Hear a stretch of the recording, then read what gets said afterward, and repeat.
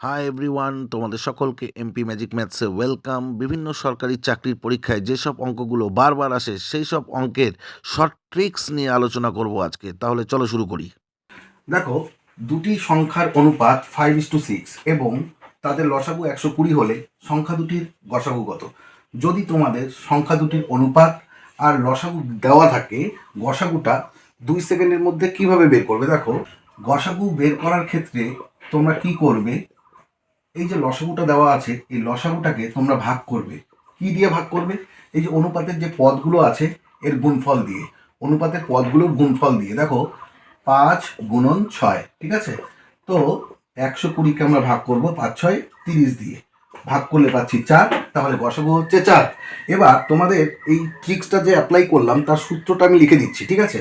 তো দেখো, যখন গসাগু বের করতে বলবে তখন আমরা কি করব?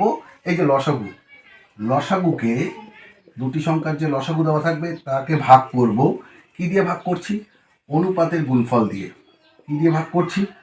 অনুপাতের গুণফল দিয়ে।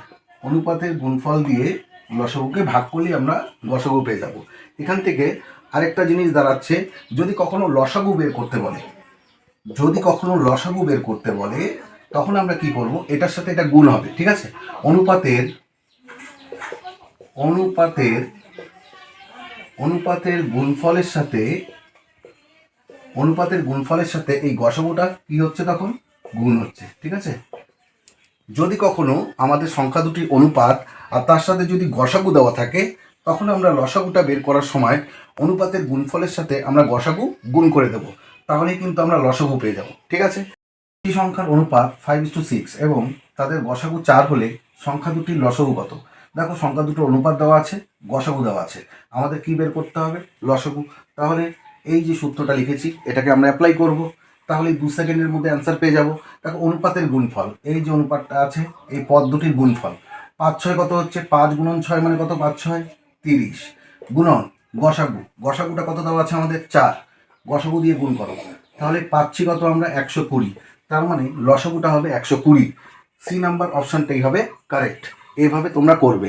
এবার নেক্সট টাইপ, শতকরার ওপর এই কোশ্চেনটা খুবই গুরুত্বপূর্ণ। দেখো, চিনির মূল্য 10% হ্রাস পাওয়ায় চিনির ব্যবহার শতকরা কত ভাগ বাড়ালে বা বৃদ্ধি করলে চিনি বাবদ খরচ একই থাকবে?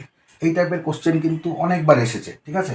তো দেখো, চিনির মূল্য 10% হ্রাস পাওয়ায় মানে কমে যাওয়ায়, ঠিক আছে? এক্ষেত্রে শর্ট ট্রিক্সটা আমরা কি অ্যাপ্লাই করব? শর্ট ট্রিক্স, ঠিক আছে? শর্ট ট্রিক্সটা কি অ্যাপ্লাই করব? দেখো, এই যে যত পার্সেন্ট হ্রাস পেয়েছে বা বৃদ্ধি পেয়েছে সেটাকে উপরে লিখব, লিখলাম 10% মানে 10 উপরে লিখব। নিচে কি করব? 100-র সাথে, যেহেতু এটা হ্রাস পেয়েছে 10%, 100 থেকে 10টা কি করব? আমরা মাইনাস করে দেব, ঠিক আছে? দেখো, যেহেতু হ্রাস পেয়েছে কি করব? 100 থেকে 10 বাদ দিয়ে দেবো। এবার এটাকে কি করব? পার্সেন্টেজে পরিণত করতে হলে 100 দিয়ে গুণ করতে হবে, ঠিক আছে? এটাকে পার্সেন্টেজে কনভার্ট করতে হলে 100 দিয়ে তোমরা গুণ করবে। এবার দেখো কত দাঁড়াচ্ছে? 10/90 গুণন 100 হলো। এবার দেখো, 0 0 কেটে দিলাম, দাঁড়াচ্ছে কত? 100/9। এবার ভাগ করো, 9 অক্ষে 9 থাকছে 1, 0 10, 9 অক্ষে 9 থাকছে 1, একটা উপরে 9টা নিচে। তার মানে 11.1/9% ব্যবহার কি করতে হবে? বাড়াতে হবে, তাহলে চিনি বাবদ খরচ একই থাকবে। এইভাবে করবে। আর যদি এখানে বৃদ্ধি বলতো তাহলে 100-র সাথে একটা যোগ করতাম, ঠিক আছে? যেহেতু হ্রাস পেয়েছে বলেছে সেই কারণে কিন্তু আমরা বিয়োগ করেছি, ঠিক আছে?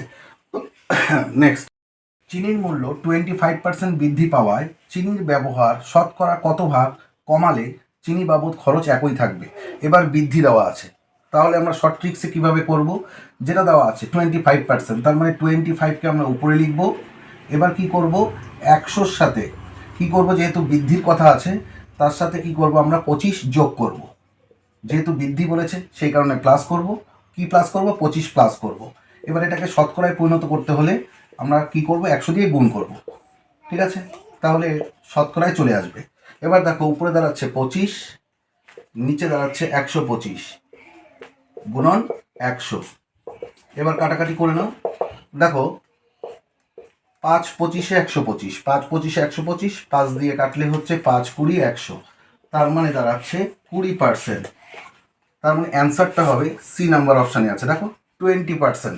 20% এইভাবে করবে। এবার নেক্সট অঙ্ক, চিনির মূল্য 20% বাড়লো, খরচ অপরিবর্তিত রাখতে হলে দ্রব্যের ব্যবহার শতকরা কত কমাতে হবে? 4টা অপশান দেওয়া আছে। একই টাইপের কোশ্চেন আমরা একইভাবে করব, একবার প্র্যাকটিস হয়ে যাবে, ঠিক আছে? দেখো তাহলে 20, তার মানে উপরে লিখতে হবে 20, নিচে কি করব, 100-র সাথে যেহেতু বাড়লো মানে বৃদ্ধি পেয়েছে বলেছে, 100-র সাথে নিচে 20 যোগ করবে। এবার এটাকে শতকরায় পরিণত করার জন্য আমরা 100 দিয়ে গুণ করব, ঠিক আছে? করো, দাঁড়াচ্ছে কত, দেখো 20 উপরে, নিচে হচ্ছে 120 গুণন 100, ঠিক আছে? দেখো 6 20 120 হচ্ছে, কাটলে 6, 2 দিয়ে কাটলাম 3 দুগুণে 6, 2 দিয়ে কাটলাম 50 দুগুণে 100, তার মানে 50/3। এবার এটাকে ভাগ করতে হবে, 50কে ভাগ করো 3 দিয়ে, 3 অক্ষে 3 থাকছে 2, 0 কেটে নিয়ে আসো, 3 6 18 থাকছে 2, 2টা উপরে চলে যাবে, এই 3টা চলে আসবে নিচে। তার মানে অ্যান্সারটা হবে 16 পূর্ণ 2/3। এখানে 16 পূর্ণ 2/3 নেই, এটা হবে 2/3, ঠিক আছে? কারেক্ট অ্যান্সারটা হবে 16 পূর্ণ 2/3। এখানে কিন্তু 1/3 দেওয়া ছিল, ভুল দেওয়া ছিল, তাহলে হচ্ছে 16 পূর্ণ 2/3, ডি নাম্বার অপশানটাই হবে কারেক্ট। আমি যেভাবে করালাম সেইভাবে করার চেষ্টা করো, দেখো খুব দ্রুত তোমরা অ্যান্সার বের করতে পারবে। তোমাদের যদি এই ভিডিওটা ভালো লেগে থাকে, দেখে যদি উপকৃত হয়ে থাকো, তাহলে অবশ্যই লাইক কমেন্ট এবং শেয়ার করবে। আর যারা এখনও চ্যানেলটিকে সাবস্ক্রাইব করোনি, তোমরা সাবস্ক্রাইব করে চ্যানেলের সাথে যুক্ত থাকো। দেখা হচ্ছে নেক্সট ভিডিওতে, ভালো থেকো।